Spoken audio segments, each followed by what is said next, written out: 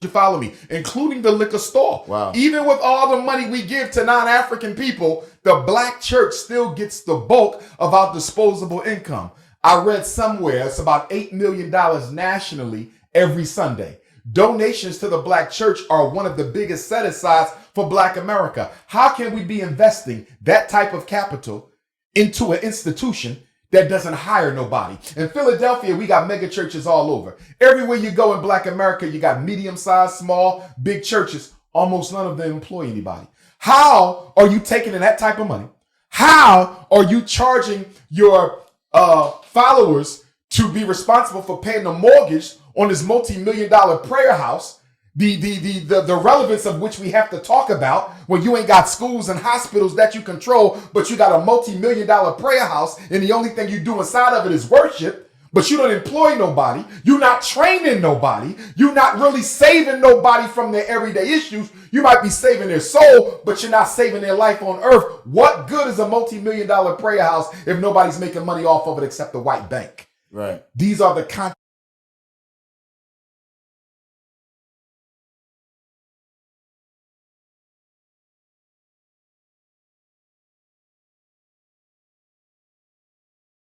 contradictions that the black church has to address. Listen, I want to join the church because I think it's important that people see that I'm not anti-religion, although I say it all the time.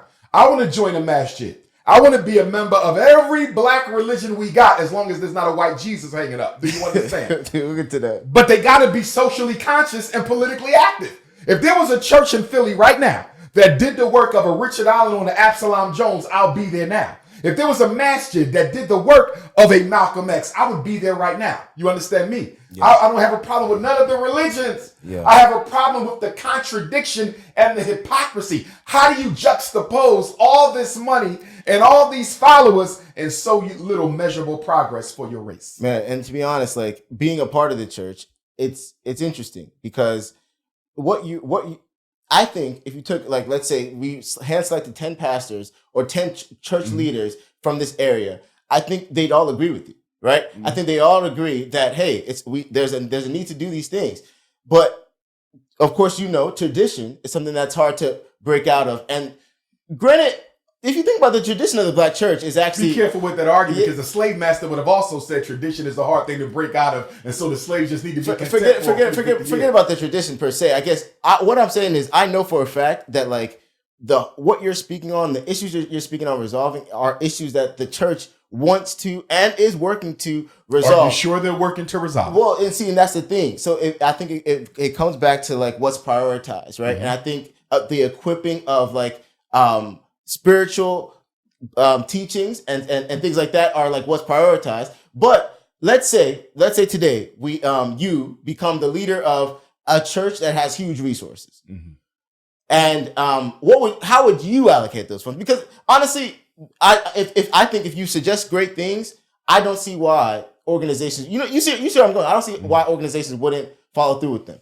The problem with so many black churches is that they have already aligned themselves with a European-controlled income stream that doesn't have the black community as its priority.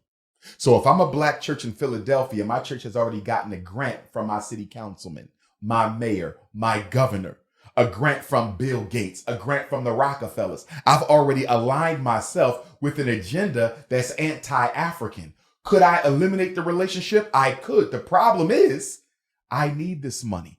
I'm now used to this money. I'm dependent on this money, which is why I take issue when the black church says we don't get involved in politics. You're an absolute lie. Where is the first stop a mayoral candidate makes on his campaign trail? What's the first stop a U.S. senator candidate, a U.S.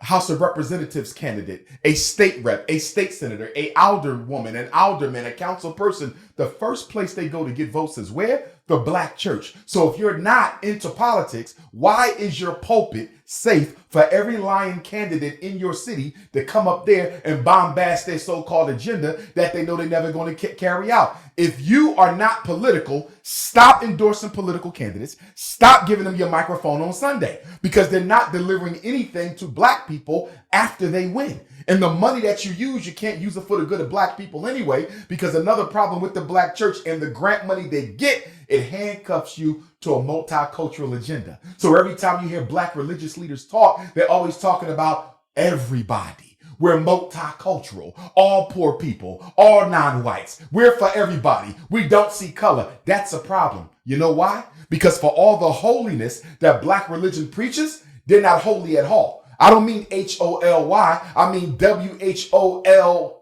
whole. Because in order for the church to be whole, I have to be able to talk about economic problems at the church. I have to be able to talk about issues of violence and crime at the church. I have to be able to talk about political problems and medical problems and educational problems. But in the black church, so often you're told outright, and I've been in these meetings, we can't discuss that here. Why not? Are you not concerned with the black community? Why can't we talk about police brutality? Why can't we talk about the economic exploitation by Koreans and Arabs and everybody else? Why can't we talk about the political neglect of our elected officials? This is the place of God. We pray. We don't get involved in that. And that's why we're finishing dead last, because guess what? Everybody else's house of worship, it's whole. It's truly holy. Not Holy, but WHOLELY. It's holy, because after they pray to their God, the European Jews, they talk about how to get that money, how to look out for themselves politically. When the Arabs out there worshiping Allah, they can talk about how to get some more money in the black community. When the East Indians and the Latinos are done praying, they can stay right in their house of worship and talk about their political agenda, their economic agenda, their social agenda. Black people can't do that. We're the only people in America that have to go one place to pray and somewhere else to solve our problems. Well, okay, and I hear that. But I do also know that there is some churches that but you keep talking about some. When are we going to systematize it, brother? Yeah. I agree with you. Yeah. I know some. Yeah. I know some. Yeah. But when are we going to systematize it? Because the exception doesn't negate the rule. No, right. And I guess what I didn't want to necessarily highlight the some of the few of the churches that are doing a good job. What I really wanted to say is, for those churches that aren't necessarily relying on, let's say, government funding to run their church, which I actually wasn't even aware of. To be honest, I didn't know that happened. Mm-hmm. But like, for let's say a church that's like running straight on like tithes and donations, mm-hmm. right? And it's a black church. How should that church restructure itself so that it could better serve the community? 3 things every church should have. Okay. A bank. If not a bank outright, start a credit union. You can start a credit union with $250,000. Provide access to capital so black people can grow their own businesses. As you know, we're living at a time where we are witnessing the genocide and extinction of the 9-to-5, 40-hour job. There's going to be no jobs in America. You're going to have to make one. We're going to have to go into business for ourselves. The black bank needs to be empowering black people to start their own businesses. If you are not talking about economic empowerment, don't talk to me about God. Because the crime in our community, the devil's work, is being carried out by unemployed black men. The devil's work is being carried out by unemployed black women. The devil's work is being carried out by unemployed black youth. So if you care about limiting the spread of evil, you have to economically empower people. Because contrary to popular belief, money is not the root of all evil. Not having no damn money is the root of all evil. When you walk out of here today, you're not scared of millionaires. You're worrying about little Mike, and Tay who ain't got no way to eat, and whether they're going to have to ski mask and pull a gun out on you because the black church isn't doing anything to give them an opportunity to earn a decent, livable wage. Where's the economic empowerment? That's one. Number 2, school. Every black church should have a school, and that school should be non-denominational. Here's another issue I have with black religion. And again, when I say church, I'm talking Muslims too. When they do happen to open up a learning center, because we have very few real schools ran by black religion in the country, which is unacceptable because most educators are aligned with the religion. Okay, there's very few non-religious educators. So where the schools at, right? But a big issue I take is the selfishness of black religion that says we're going to open up a school. But if you don't believe in Jesus Christ, your child can't come. If you don't accept Muhammad ibn Abdullah as the last messenger of God, your child can't come. That's selfish. During slavery, they didn't care. Are religious schools doing that? Yes. Oh, I didn't know that. That's yes. Cool. Yes, and they can. But not all of them, of course. Not all of them, but you can exclude children based on religious affiliation. Religious schools are the most powerful. I did not know that. That's crazy. Absolutely. Okay. And so the issue I have is, so what? they don't believe in your religion as long as they respect it. Let them come and get that education. Imagine if we was on a plantation and Queen Mother Harriet Tubman showed up and said, wait, if you're not Christian, you ain't coming on my Underground Railroad. There was Muslims who was enslaved. You understand? There was African traditionalists who was enslaved. Harriet Tubman didn't say that. She fought for black people. We cannot let the religion supersede the racial agenda, which I think is one of our weaknesses as a people. We're the only people who put religion in front of the race. God made you black. You chose Christianity. God chose you to be an African. The only thing you belong to that you cannot choose. There's Christians who stop being Christian every day. There's Muslims who stop being Muslim every day. There's Jehovah's Witnesses who stop being Jehovah's Witnesses every day. There's Methodists and Episcopalians who stop being Methodist and Episcopalian every day. But guess what you can never change? Being black. Being black. And who made you black? God. So what is more divine? The religion or the race? It's the race.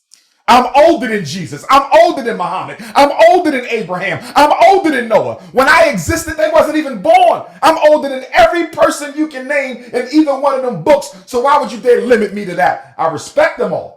But don't you dare tell me that my spirituality begins with that. My people were worshiping God before Jesus' grandmother was born. How dare you limit me to a religion? I respect your right to do that. The point that I'm getting at, why are religions so chauvinistic and dictatorial with how people establish their relationship with supreme consciousness? You understand me? Give people the right to build their relationship with God. And my issue with religion is sometimes it can become so constraining that it suffocates the spiritual life out of the person seeking the salvation. Man, so you again, the issue ain't religion. Yeah. But have some flexibility in there, because every religious denomination was born of a what? A protest of the pre-existing standard way of worshiping God. Every denomination grew out of a what? Protest of the previous denomination. So if we know religion has this history of evolving because people said, this ain't the only way to do it. This ain't the only way to do it. This ain't the only way to do it. Why don't we allow a little bit of room up there? And if nothing else, allow a safe space for race and culture within the religion.